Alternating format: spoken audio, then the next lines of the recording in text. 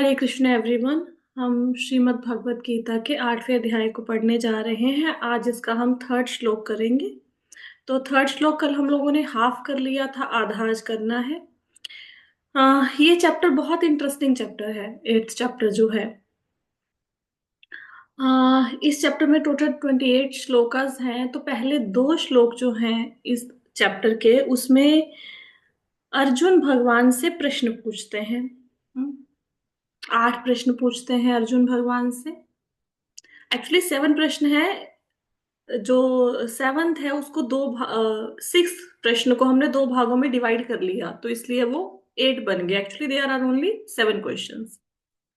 अब कई बार हम लोगों ने देखा होगा, हम भगवत गीता पढ़ते हैं और जो चीज हमें समझ नहीं आती हम फटाफट से उसका पन्ना पलटते हैं, हम आगे चले जाते हैं। हम कभी रुक के उस चीज को समझने की कोशिश ही नहीं करते कि ये जो लिखा है ये क्या लिखा है, क्यों लिखा है। और अगर हम उसको ध्यान से समझें तो भगवत गीता इतनी इंटरेस्टिंग है कि इससे ज्यादा इंटरेस्टिंग आपको दुनिया में कोई बुक लगेगी नहीं। हम्म? तो हम लोग एक बार प्रश्नों पे नजर डालते हैं कि अर्जुन ने भगवान से क्या प्रश्न पूछे।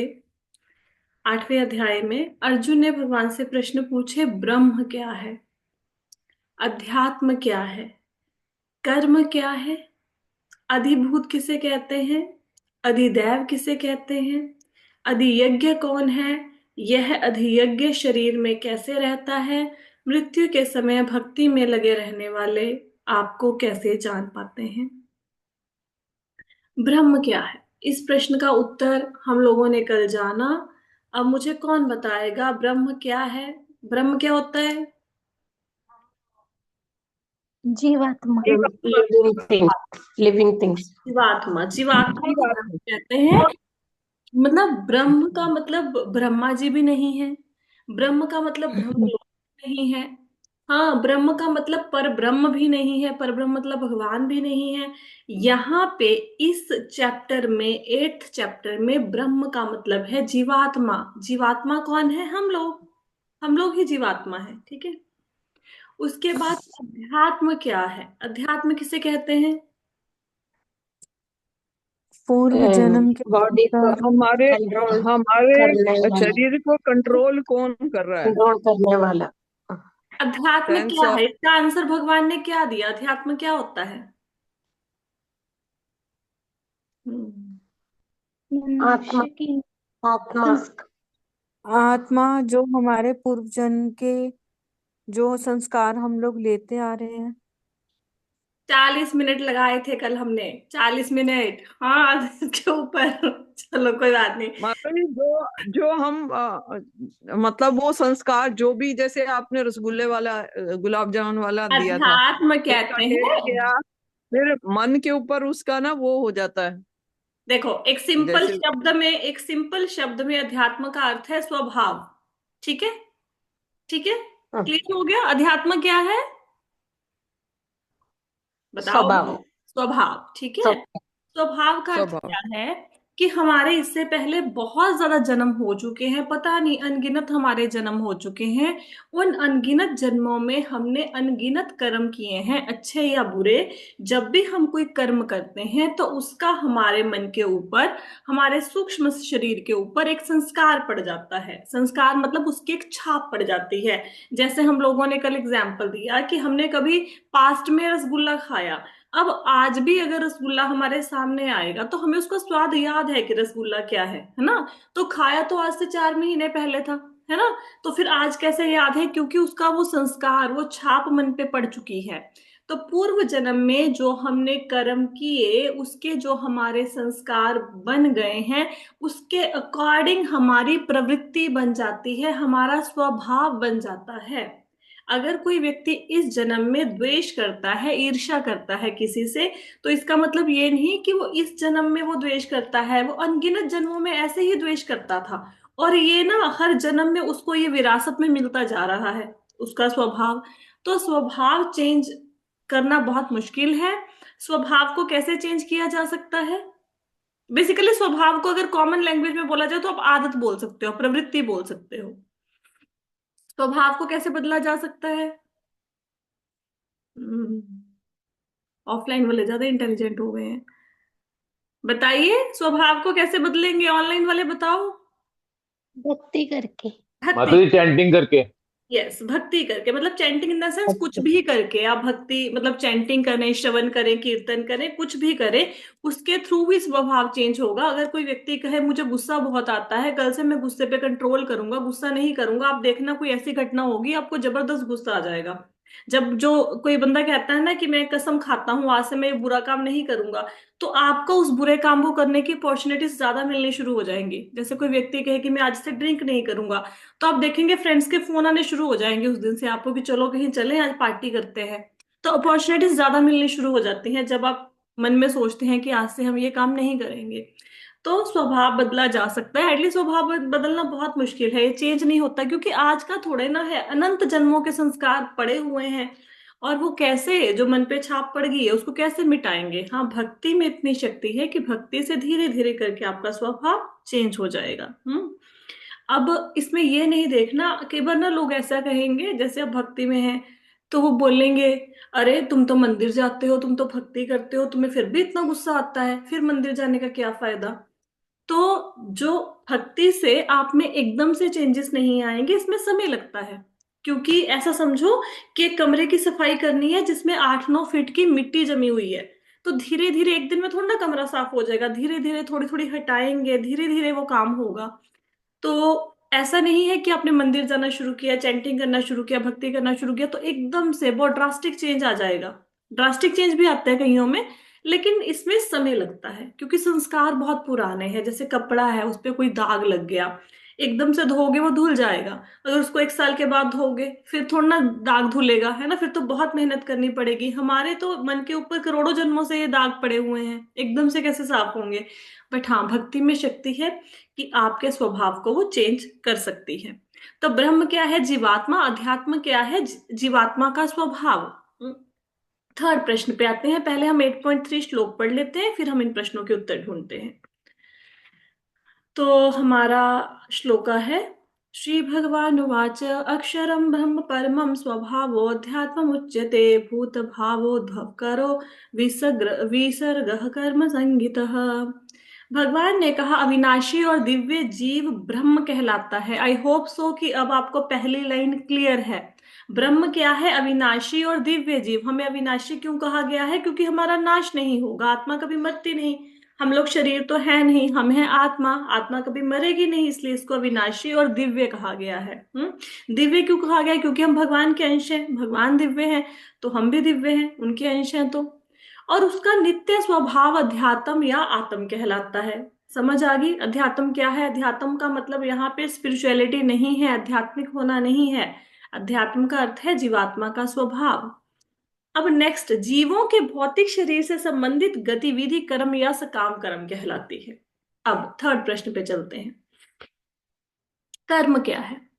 जब मैंने आपको प्रश्न समझाए थे तो प्रश्नों में हमने कर्म का अर्थ ये समझाया था कि अर्जुन भगवान से ये पूछ रहा है कि भगवान कर्म का अर्थ क्या है, लौकिक कर्म या वैदिक कर्म।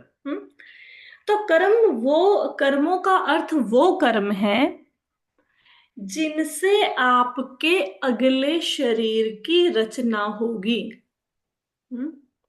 वो कर्म है। अब आप सुबह उठे, आपने ब्रश किया, आप नहा लिए, आपने ब्रेकफास्ट कर लिया, क्या ये कर्म है, क्या ये कर्म है कि नहीं नहीं। मतलब। ये कर्म नहीं है। इन लौकिक हाँ। कर्मों की बात नहीं हो रही। आपके ब्रश करने से, आपके स्नान करने से कुछ भी ऐसा नहीं है कि आपके अगले जन्म के शरीर का निर्माण होगा ना, वो तो इस शरीर को बनाए रखने के लिए जरूरी है, ये सब कर्म इसमें नहीं आते। तो कर्म क्या है, कर्म में वो सारे कार्य आते हैं जिनसे आपके अगले जन्म के शरीर का निर्माण होता है। जैसे कोई व्यक्ति उड़ना चाहता है, उसको है मैं एरोप्लेन में घूमूं, देश विदेश की यात्रा करूं, और वो नहीं कर पाया, तो अगले जन्म में वो क्या बन जाएगा, वो पंछी बन जाएगा। किसी का मन है मैं स्विमिंग करूं, सारा दिन जल में बैठा रहूं, तो मछली बन जाएगा। किसी को लगता है कि मैंने बहुत कम मांसाहार किया है, मुझे ज्यादा से ज्यादा मांस खाना है, तो वो बाघ बन जाएगा, है ना। तो जो भी ये जो लौकिक कर्म है, मतलब यहाँ पे कर्म का अर्थ लौकिक कर्म नहीं है, ठीक है, नहाना धोना। यहाँ पे वो कर्म जिनसे आपके अगले जन्म में जो आपको नया शरीर मिलेगा उसकी रचना होगी। तो क्या भक्ति करना कर्म है? भक्ति करना कर्म है कि नहीं है? हाँ जी माता जी है। क्या कर्म है? कर्म। कर्म है। हाँ, अच्छा, किसको एक लगता है मिनट एक कर्म है? मिनट। हाँ, कर्म है। किसको लगता है भक्ति करना कर्म नहीं है? किसी को नहीं लगता? नहीं, भक्ति करना कर्म नहीं है। भक्ति करना कर्म नहीं है, क्यों कर्म नहीं है बताओ? क्यों कर्म नहीं है भक्ति करना? कर्म है मैडम, कर्म है। क्योंकि भक्ति करना कर्म नहीं है, वो विशुद्ध सत्व है। अगर भक्ति, अनएलॉयड लव। भक्ति करना, इसलिए देखो कर्म की डेफिनेशन क्या है? जिन कार्यों से, यहाँ पे कर्म की, हम नॉर्मल कर्म की बात नहीं कर रहे। देखो हर कॉन्टेक्स्ट में ना बात की जाती है, किसी न किसी कॉन्टेक्स्ट में कोई बात की जाती है। 8वें चैप्टर के कॉन्टेक्स्ट में कर्म क्या है? 8वां चैप्टर के कॉन्टेक्स्ट में कर्म है वो सारे कार्य जिनसे आपके अगले शरीर का निर्माण होगा, ठीक है। तो क्या भक्ति करने से अगले जन्म में अगले शरीर का निर्माण होता है? नहीं। जी माता जी, होता है। नहीं होता, भक्ति क्योंकि करेंगे तो हमें। नहीं नहीं होता, क्योंकि भक्ति करने से आप जन्म मृत्यु के चक्कर से छूट जाओगे। क्लियर हुआ? जी जी जी माता जी। भक्ति करने से आपके अगले शरीर का निर्माण नहीं होगा, अगले जन्म में जो आप शरीर धारण करोगे। भक्ति करने से तो शरीर से जन्म मरण मृत्यु के चक्कर से आप छूट जाएंगे, इसलिए भक्ति करना कर्म नहीं है। क्लियर हुआ? ठीक है। माता जी, पर ये तो है कि भक्ति कितनी करें कि मतलब जो जिसने शुरू कर दिया, इसका मतलब उसका इसमें जन्म मरण से छुटकारा मिल जाएगा। अब ये तो देखो, मैम। बात सुनो। आज सपोज करो आपने भक्ति शुरू की, ठीक है। अब किसी ने भक्ति शुरू करी, या किसी ने जैसे हाँ चलो एग्जाम्पल देते हैं। किसी ने भक्ति शुरू करी और भक्ति शुरू करने के बाद 2 साल के बाद उसकी मृत्यु हो गई, ठीक है। या सपोज करो भक्ति आए, बड़े चाव से भक्ति में आए, बड़ा मजा आ रहा है सब चीजें करने में, चैंटिंग श्रवण कीर्तन सब में मजा आ रहा है, फिर सडनली क्या हुआ, आपने भक्ति छोड़ दी। अब ठीक है, आपको नया शरीर मिला, नए शरीर में आपने पिछले जन्म में भक्ति करी थी, तो उस जन्म में भी आप भक्ति ही करोगे, क्योंकि पुराने जन्म में आपने भक्ति की थी, वो संस्कार आपके मन पर पड़ गए। आप कब तक जन्म लेके भक्ति करते रहोगे? जब तक आपके भगवत धाम में जाने के नंबर कार्ड पूरे नहीं हो जाते। और हाँ, भक्ति वही तो आपको मैम आज भगवत। नहीं तो कल, आपको भक्ति जन्म मृत्यु के चक्कर से मुक्त करवा के छोड़ेगी। ये नहीं है कि तो आज माता जी, मैम भक- सिवियर भक्ति होना भक्ति। है ना, तब ना हम लोग जाके भगवत प्राप्त होगा। देखो भगवत धाम तब की तक प्राप्ति तो के तो बहुत सारे मार्ग हैं। भगवत धाम की अगर प्राप्ति करनी है तो अगर अंत समय में भगवान का नाम लेंगे तो भी भगवत धाम की प्राप्ति हो जाएगी। अगर मथुरा वृंदावन ऐसे स्थानों पर किसी की मृत्यु होती है, उसको भी भगवत धाम की प्राप्ति होगी। इसलिए तो लोग बूढ़े होके बैठ जाते हैं वहां पे। बीमार होंगे, डॉक्टर बोल दे कि नहीं दिल्ली चले जाओ वहां पे ठीक हो जाओगे, कहेंगे नहीं हम शरीर का त्याग वृंदावन में ही करेंगे। क्योंकि जो वृंदावन में जिसकी मृत्यु होगी, मथुरा में जिसकी मृत्यु होगी, वो भगवत धाम में जाएगा सीधा, है ना। और भक्ति, ये जो आप भगवत गीता की क्लासें लगा रहे हैं, भागवतम सुन रहे हैं, इससे भी आप भगवान के धाम में जाएंगे। क्यों?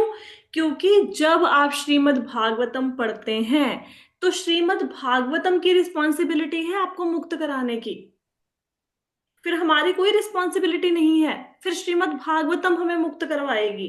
हम्म। अगर हम माता जी, एक सवाल पूछना था। बताइए। माता जी, हम जब भक्ति में गहरे जाते हैं तो कितने परसेंट मतलब चांसेस कम हो जाते हैं कोई लाइफ में सीरियस प्रॉब्लम आने के, या सीरियस मतलब ऐसे कुछ होने के 0। चांसेस कम होते हैं? बिल्कुल नहीं, आपकी लाइफ में सीरियस प्रॉब्लम आएंगी डेफिनेटली। जैसे कर्म किए हैं, अगर भाई किसी की टांग टूटनी है तो भक्ति करने के बाद भी टूटेगी। ऐसा नहीं है कि टांग नहीं टूटेगी। मतलब देखो, भक्ति करने, हम भक्ति कर क्यों रहे हैं, पहले तो ये सोचो। कई बार हमें पता क्या लगता है, हमें ऐसा लगता है कि अरे ये तो बड़े भक्त थे, ये तो मंदिर में भी जाते थे, ये तो सेवा भी करते थे, इनके यहाँ पे कैसा हो गया, इनके जवान बेटे की डेथ कैसे हो सकती है, इनका एक्सीडेंट कैसे हो सकता है। मतलब अगर भक्ति करेंगे, भक्ति का अर्थ ये नहीं है कि आपकी प्रॉब्लम्स खत्म हो जाएंगी। नहीं, प्रॉब्लम तो ऐसे की ज्यों की त्यों बनी रहेंगी, लेकिन आपका प्रॉब्लम्स को हैंडल करने का तरीका बदल जाएगा। हम्म। सिचुएशन चेंज नहीं होगी, एक्शन चेंज नहीं होंगे, आपके जो रिएक्शंस हैं किसी सिचुएशन के प्रति वो चेंज हो जाएंगे। आपने देखा मैम होगा। सिवियरनेस तो कम हो जाएगा ना, मैं सिवियरनेस। मैं बताती हूँ हाँ क्या जी। होगा, भक्ति करेंगे तो क्या होगा मैं बताती हूँ। देखो, हाँ। भक्ति करेंगे तो उससे क्या होगा कि जैसे आपने देखा होगा कुछ लोग पूरा दिन ना हाय हाय हाय हाय करते रहते हैं, मेरे पास ये नहीं है, वो नहीं है, ये आ जाए, वो आ जाए, है ना। तो भक्ति करने से अगर वो चीजें नहीं भी होंगी जो आपको चाहिए, तो आपके अंदर एक संतुष्टि आ जाएगी। भक्ति करने से वैसे तो देखो सुधार होता है भक्ति करने से। डेफिनेटली जो मैंने देखा है, मेरी पर्सनल, जो मैंने बहुत सारे लोगों को देखा है, फाइनेंशियल स्टेटस इंप्रूव होता है भक्ति करने से। भक्ति करने से मतलब रिश्ते अच्छे होते हैं आपके। भक्ति करने से अगर कोई बंदा पढ़ाई कर रहा है तो ऑब्वियसली उसकी पढ़ाई में उसके अच्छे मार्क्स आते हैं, अच्छी तरक्की होती है। जॉब कर रहा है उसमें भी उसको अच्छी अपॉर्चुनिटी मिलती है, सब कुछ होता है भक्ति से। ये सारे तो भक्ति के बाय प्रोडक्ट्स हैं। लेकिन हम भक्ति इन चीजों के लिए नहीं कर रहे हैं। हम भक्ति इसलिए नहीं कर रहे हैं कि मेरे को कल को कोई मुसीबत ना आए, कोई प्रॉब्लम ना आए, मेरे साथ सब कुछ जिंदगी में अच्छा अच्छा होता रहे। अगर हम ये सोचते हैं फिर वो भक्ति नहीं है। अब ये देखो कि पांडव जो थे, पांडवों से बड़े भक्त हैं क्या हम? नहीं, हम तो पांडवों से बड़े भक्त नहीं हैं। और पांडवों के साथ भगवान कृष्ण थे हर समय। अर्जुन उनके साथ सोता था, खाता था, पीता था, घूमता था, वो शिकार खेलने जाते थे, वो घूमने फिरने जाते थे। सदा सदा जिनके साथ भगवान है। और आप ये देखो कि भगवान युधिष्ठिर महाराज उनके बड़े भाई हैं, तो उनको बड़े भाई का सम्मान देते हैं, उनके पैरी हाथ लगाते हैं, उनकी आज्ञा का पालन करते हैं भगवान कृष्ण। हाँ, राजसूय यज्ञ में वो सब जितने भी वहां पे साधु संत आते हैं, भगवान उनके चरण धोते हैं, आप सोचो। और अगर उनके ऊपर प्रॉब्लम, मतलब जैसे उनके ऊपर प्रॉब्लम्स कोई आती हैं, तो भगवान जंगल में भी उनके लिए कभी पानी भरते हैं, कभी कोई कार्य करते हैं। तो उनके शांति दूत बन के जाते हैं, उनके ड्राइवर बन जाते हैं, अर्जुन के सारथी बन जाते हैं। कदम कदम पर साथ रहते हैं भगवान उनके। तो भक्ति करने से क्या द्रौपदी का चीरहरण नहीं हुआ? हुआ ना। क्या द्रौपदी को भरी सभा में घसीट के नहीं लाया गया, या पांडवों को वनवास नहीं दिया गया, या उनको लाक्षागृह में मारने की कोशिश नहीं की गई? भक्ति करने का अर्थ ये नहीं है कि भक्ति आपको प्रॉब्लम से छुटकारा दे देगी, नहीं। भक्ति करने का अर्थ ये है कि आप ये पाएंगे कि हर मुसीबत में भगवान मेरे साथ खड़े हैं, आप अपने आप को अकेला नहीं पाएंगे। आप मुसीबत को मुसीबत लेंगे नहीं, आपको मुसीबत मुसीबत जैसी लगेगी नहीं। आपके जीवन में मुसीबतें आएंगी लेकिन ठहर नहीं पाएंगी, जैसे पत्थर के ऊपर जल नहीं ठहर पाता। हम्म। राइट। लेकिन कभी भी भक्ति ऐसा कर नहीं सोचना चाहिए कि अब मैं भक्ति कर रहा हूं तो मेरे जीवन में कोई प्रॉब्लम ना आए। इसका मतलब तो सौदेबाजी हो गई कि भगवान हम आपकी भक्ति कर रहे हैं, बदले में आप हमें सुख संपत्ति, वही है ना, सुख संपत्ति घर आवे कष्ट मिटे तन का, वो वाली भक्ति नहीं करनी हमने।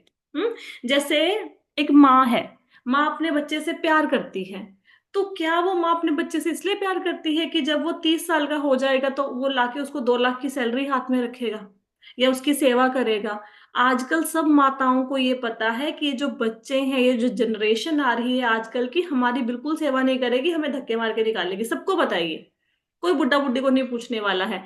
तो क्या माँ का प्यार बच्चे के प्रति कम हो जाता है? नहीं। माँ बच्चे से प्रेम करती है क्योंकि वो बच्चे से प्रेम करती है, बदले में उसकी कोई इच्छा नहीं है कि बालक मेरे लिए ये करे वो करे, ना, वो प्रेम करती है। बस उसको प्रेम करना है क्योंकि उसको अपने बच्चे से प्रेम है। इसी प्रकार हमें भगवान कृष्ण से प्रेम करना है, बस करना है, उनसे प्रेम है। मुसीबत आए ना आए क्या फर्क पड़ता है? अब पूर्व जन्म में हमने किसी की टांग तोड़ी है, हम क्या कहें कि हम भक्ति कर रहे हैं, भगवान उसको माफ कर दें? हालांकि माफ कर देते हैं भगवान, बहुत सारे पापों को माफ कर देते हैं पूर्व जन्म में जो हमने किए हैं। लेकिन फिर भी कभी कभी मुसीबतें आती क्यों हैं? ताकि अगर आपका जीवन बहुत ज्यादा सुखमय हो गया ना, फिर आप भगवान को भूल जाओगे। अगर जीवन में सब कुछ अच्छा अच्छा अच्छा अच्छा चलता रहा, फिर आपको पता क्या लगेगा, संसार तो बहुत अच्छा है। फिर जब संसार यहाँ पे अच्छा लगने लग गया, फिर आप सोचोगे ही नहीं कि भगवान की भक्ति करके जन्म मृत्यु के चक्कर से पार जाना है, क्योंकि फिर संसार में मन लग जाएगा। इसलिए भगवान बार बार आपका दरवाजा खटखटाते हैं याद करवाने के लिए कि भाई ये मुसीबत तुम्हें दे रहा हूं ताकि तुम याद रखो कि संसार दुखालयम है, छोड़ो इसको, मेरे पास आओ। राइट? क्लियर हुआ? हाँ जी जी माता जी। माता जी। पर माता जी इसका एंड क्या है, मुसीबतों का एंड है कोई? ना ना ना, अरे दुखालयम है संसार तो, दुखालयम है, मुसीबतों का क्या अंत होना?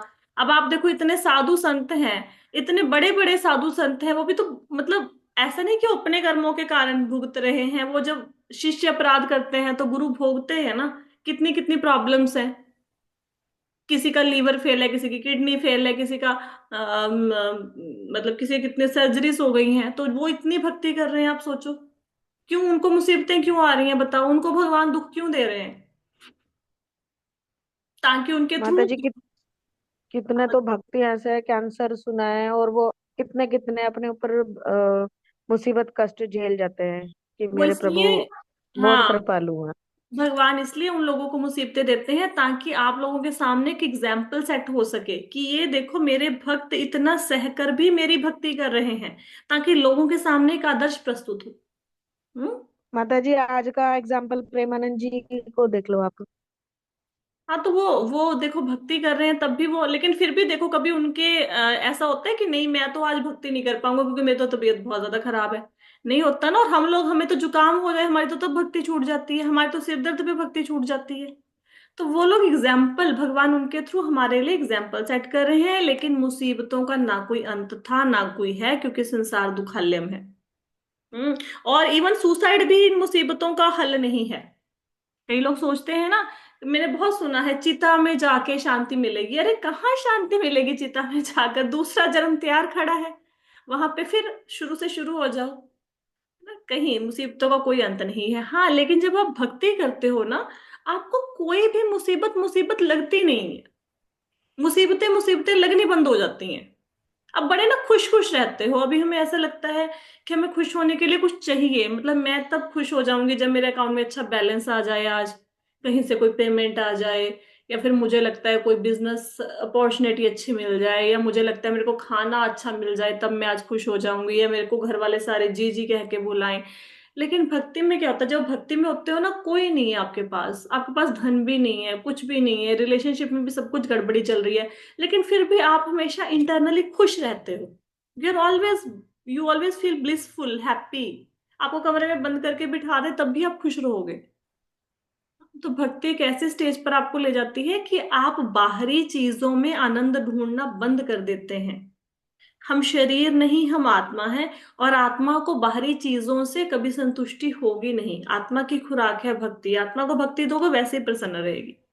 राइट? तो मुसीबतों का कोई अंत नहीं है। हाँ जी, coming back to the main topic, कर्म क्या है? वो कर्म जिनके द्वारा जीव शरीर धारण करता है अगले जन्म का। ठीक है। अब यहाँ पे एक चीज और आप लोगों को बतानी है, वो कर्म के बीच में ही बता देते हैं। 8.3 का जब आप प्रभुपाद जी का तात्पर्य पढ़ेंगे उनकी भगवत गीता में, तो वहां पे 5 प्रकार की अग्नि और 5 प्रकार की आहुतियों का वर्णन किया गया है। तो जब आप तात्पर्य पढ़ेंगे, हो सकता है कुछ भक्तों को वो समझ ना आए या आप उसको छोड़ के आगे निकल जाएं। तो उसको पहले समझ लो, वो क्या है। मैं आपको पढ़ भी देती हूँ प्रभुपाद जी के तात्पर्यों में से कि वो 8.3 के तात्पर्य में क्या लिखते हैं। Just 1 minute. ये बहुत इंटरेस्टिंग लगेगा जब आप सुनोगे इसको ना। तो प्रभुपाद जी लिखते हैं इसमें कि छांदोग्य उपनिषद में वैदिक यज्ञ अनुष्ठानों का वर्णन मिलता है। यज्ञ की वेदी में 5 अग्नियों को 5 प्रकार की आहुतियां दी जाती हैं। ये 5 अग्नियां हैं स्वर्गलोक, बादल, पृथ्वी, मनुष्य, स्त्री रूप और श्रद्धा, सोम, वर्षा, अन्न, वीर्य। ये 5 प्रकार की आहुतियां हैं। इसका अर्थ क्या है? इसका अर्थ ये है, 5 प्रकार की अग्नियां होती हैं। अग्नि आपको दिख रही है, चार्ट आपके सामने है। अग्नि कौन कौन सी है? स्वर्गलोक, बादल, पृथ्वी, मनुष्य और स्त्री, ये अग्नियां हैं 5 प्रकार की। इसमें 5 प्रकार की आहुति दी जाती है। इसका अर्थ क्या है? कर्म के विषय में ही है। कर्म का अर्थ है वेदों में वो जो ऐसे कर्म लिखे हैं जिनके द्वारा स्वर्ग इत्यादि की प्राप्ति होती है, वो वाले कर्म, यज्ञ इत्यादि लिखे हुए हैं, जिनसे नेक्स्ट जन्म में आप क्या शरीर धारण करोगे वो पता चल, मतलब उसका निर्माण होता है। तो वेदों में जैसे कुछ कुछ यज्ञों का वर्णन है कि अगर आप ये यज्ञ करोगे तो उससे आपको स्वर्ग की प्राप्ति हो जाएगी। तो मनुष्य वो यज्ञ करता है श्रद्धा के साथ, ठीक है। जैसे हम लोग कभी कोई हवन वगैरह होता हुआ आपने देखा होगा, हवन में क्या डलता है? हवन में घी डलता है, सामग्री डलती है, जो जो वो चीजें वो बोलते हैं पंडित जी, वो डलते हैं, ठीक है। तो जब व्यक्ति अग्नि के अंदर वो घी डाल रहा है, वो सामग्री डाल रहा है, वो घी नहीं डाल रहा, वो सामग्री नहीं डाल रहा, उसके साथ साथ वो श्रद्धा भी डाल रहा है, अपनी श्रद्धा है तभी तो यज्ञ कर रहा है ना। सपोज किसी व्यक्ति की स्वर्गलोक जाने की इच्छा है और स्वर्गलोक जाने के लिए वो एक पर्टिकुलर यज्ञ को परफॉर्म करता है, तो यज्ञ में अब वो अपनी श्रद्धा की आहुति दे रहा है। किनके थ्रू? ये सारी सामग्रियों के थ्रू, ठीक है। इससे उसको क्या मिल जाएगा? स्वर्गलोक मिल जाएगा, ठीक है।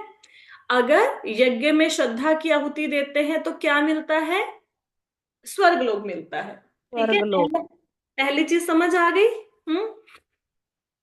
तो जब अब स्वर्ग में इंसान चला गया यज्ञ करके, अब स्वर्गलोक में वो कब तक रहेगा? जब तक उसका पुण्य रहेगा। जब उसका पुण्य खत्म हो गया तो वो स्वर्गलोक से नीचे आके गिरेगा धरती पर। अब वो नीचे कैसे आएगा? स्वर्गलोक से नीचे आने के लिए क्या होगा?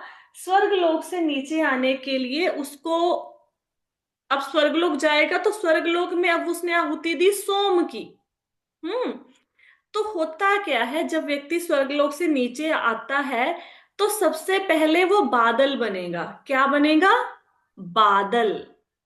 अब कोई व्यक्ति स्वर्ग में है, अब उसके पुण्य वहां पे खत्म हो गए, तो पुण्य खत्म होने के बाद वो कैसे धरती पर आएगा? वो बन जाएगा बादल। समझ आया? अब बादल में जब अग्नि की वर्षा की आहुति दी जाएगी, बादल से, बादल में जब वर्षा की आहुति दे देंगे तो वो वर्षा के रूप में धरती पर आके गिरेगा। ये उसका आउटकम है। व्यक्ति ने यज्ञ किया, श्रद्धा के साथ यज्ञ किया, अब वो स्वर्ग चला गया, अब स्वर्ग में उसके पुण्य खत्म हो गए, अब वो बादल बन जाएगा, बादल से वो वर्षा के रूप में कहाँ गिरेगा? पृथ्वी के ऊपर। ऐसे ही सब लोग मतलब ऊपर नीचे आते जाते हैं। अब पृथ्वी पर जब वो बारिश के रूप में गिरेगा तो उससे क्या होगा? उससे अनाज पैदा होगा। क्या होगा? अन्न पैदा होगा। आपको पता है ना, खेती बाड़ी जितनी फसलें हैं वो सारी वर्षा से ही तो होती है ना। तो पृथ्वी पर जब वो वर्षा के रूप में गिरता है तो उससे पैदा होता है अन्न। अब जो व्यक्ति स्वर्ग से गिरा, सबसे पहले क्या बना? बादल। बादल से वो बारिश के रूप में धरती पर गिरा और क्या बन गया? अन्न। अब वो अन्न कौन खाएगा? पुरुष खाएगा। मेल मेल पर्सन उस अन्न को खाएगा। अब मेल पर्सन जो अन्न को खाएगा, उस अन्न के द्वारा उसका वीर्य बनेगा, जिसको वो स्त्री के गर्भ में स्थापित करेगा और फिर उसकी उत्पत्ति होगी। फिर वो मनुष्य बन के आएगा दोबारा से। कुछ समझ आया कि ऊपर से निकल गया? दोबारा से मैम, बता। स्त्री से क्या होता है? मैं बता। बीज, बीज, बीज। हाँ, तो पुरुष स्त्री के अंदर गर्भ स्थापित करेगा, फिर वो मनुष्य के रूप में आएगा यहाँ पे। तो सबसे पहले हाँ। व्यक्ति ने यज्ञ किया श्रद्धा के साथ, तो वो स्वर्ग चला गया। स्वर्ग में जब तक उसके पुण्य रहे तब तक वो वहां पे रहा। जब उसके पुण्य खत्म हो गए तो वो बादल बन गया। बादल से वो बारिश बन के धरती पर गिरा। धरती से जो बारिश गिरी उससे अनाज पैदा हो गया। अनाज मनुष्य ने खाया, पुरुष ने खाया, तो उससे उसका वीर्य बना, और वो जो वीर्य बना अब वो पुरुष स्त्री के गर्भ में स्थापित करेगा, उससे वो मनुष्य वापस धरती पर आएगा। समझ आया? ठीक है। अब स्वर्ग से नीचे गिरेंगे तो कैसे मनुष्य बनेंगे? क्लियर है सबको? यही प्रभुपाद जी जी तात्पर्य में माता जी। बता रहे हैं। ठीक है। माता जी, हाँ जी। माता जी, ये सोम क्या है? क्या है? सोम की आहुति, श्रद्धा के सोम बाद जो सोम। सोम एक प्रकार का यहाँ पे स्वर्गलोक में जो राजा है दैट इज, नहीं, स्वर्ग, सोम एक प्रकार का ना वो है, एक पेय पदार्थ होता है, सोम रस, उसको भी सोम कहते हैं, चंद्रमा को भी सोम कहते हैं, उसकी आहुति दे रहे हैं। ठीक है माता जी। ठीक है। माता जी श्रद्धा क्या है यहाँ पे? श्रद्धा मतलब जैसे आपने आपने अग्नि के अंदर आप हवन कर रहे हो, हवनी हवन के अंदर आपने बोला स्वाहा, आहुति डाल दी, सामग्री की आहुति डाल दी, आपने हवन के अंदर दही डाल दिया, आपने हवन के अंदर घी डाल दिया। अब वो कैसे डाला? श्रद्धा के साथ डाला ना। श्रद्धा नहीं है फिर थोड़ा ना वो स्वाहा स्वाहा करेंगे, तो श्रद्धा, वही श्रद्धा जिस अच्छा श्रद्धा के साथ साथ आपने वो यज्ञ किया। अच्छा, वो श्रद्धा, मतलब ऐसा नहीं जो चला मर गया उसका श्राद्ध, वो वाला अरे श्राद्ध श्राद्ध श्रद्धा नहीं, नहीं ना है ना ना? ना, श्रद्धा नहीं, नहीं, श्राद्ध हाँ नहीं है, हाँ दिस इज हाँ, श्रद्धा। समझा समझा।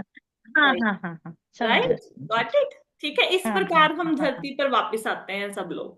पहले बादल बादल बनते हैं। बन के हाँ, बादल बन के पहले वापस। बादल बन के, फिर वर्षा, फिर फिर पृथ्वी में आते हैं, फिर अन्य अन्य होता है। अन्न मतलब मतलब ये नहीं ग्रेन्स, समझे। ग्रेन्स बन जाते हैं हम लोग, ग्रेन, गेहूं, चावल, ये बन अच्छा, जाते हैं। हाँ हाँ हाँ, अच्छा, फिर माता जी। फिर वो मेल पर्सन खाता है, फिर कोई भी मेल पर्सन उसको खाएगा, कोई पुरुष इसको खाएगा, खाने के बाद उसका वीर्य बनेगा, फिर वो वीर्य अच्छा स्त्री के गर्भ में स्थापित करेगा, फिर उसका ओ, जन्म हो जाएगा। अच्छा अच्छा, माता जी, थैंक यू। हम्म। माता जी एक और, जैसे गीता में ही पढ़ा था, भगवान सब जगह दृष्टिपात करते हैं तो जीव उत्पन्न होते हैं, हाँ, तो तो वो ये इसी से बात रिलेटेड है। ना, वो इससे रिलेटेड कुछ भी नहीं है, ये और उसका बिल्कुल दूर दूर तक कोई रिश्ता नाता नहीं है।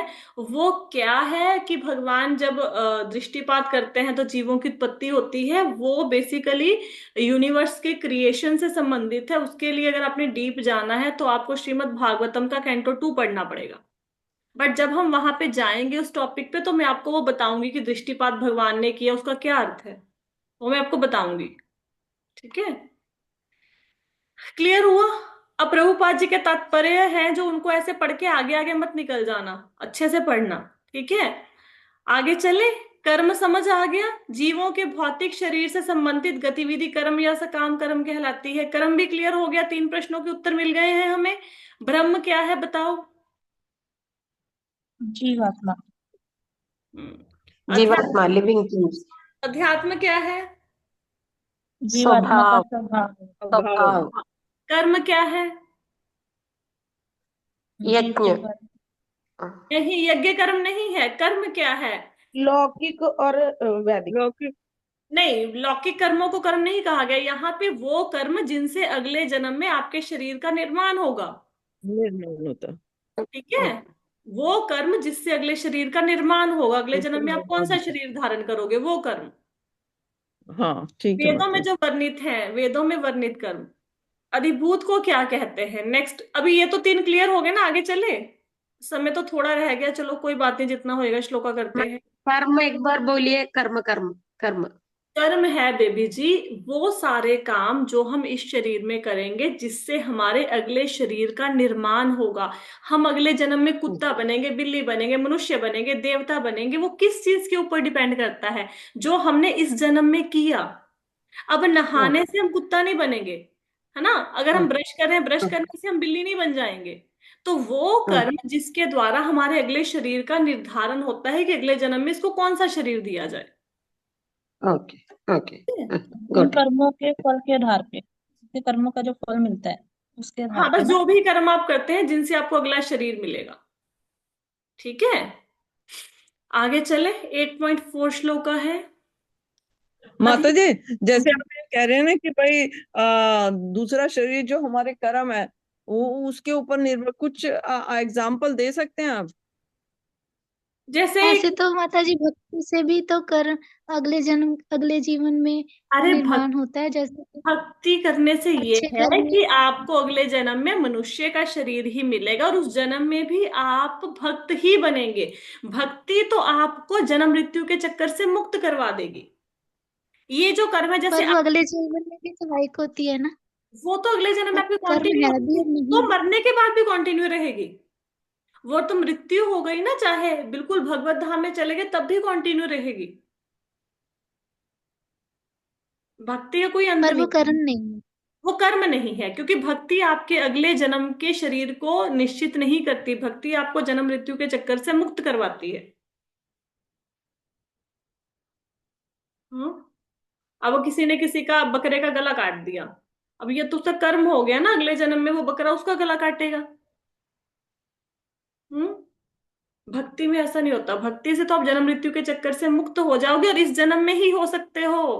कोई बड़ी बात नहीं है, बस थोड़ा सा सीरियस होने की जरूरत है। अब मेरे को श्लोका शुरू नहीं करने दिया किसी ने, है नेक्स्ट। चलो कोई बात नहीं, कल करेंगे। आदि देखो, अगर इस माता क्लास, जी भक्ति, अब बताइए। नहीं माता जी आप बोलिए। आप बताइए, अभी अभी तो 1 मिनट ही रह गया, आप बोलिए।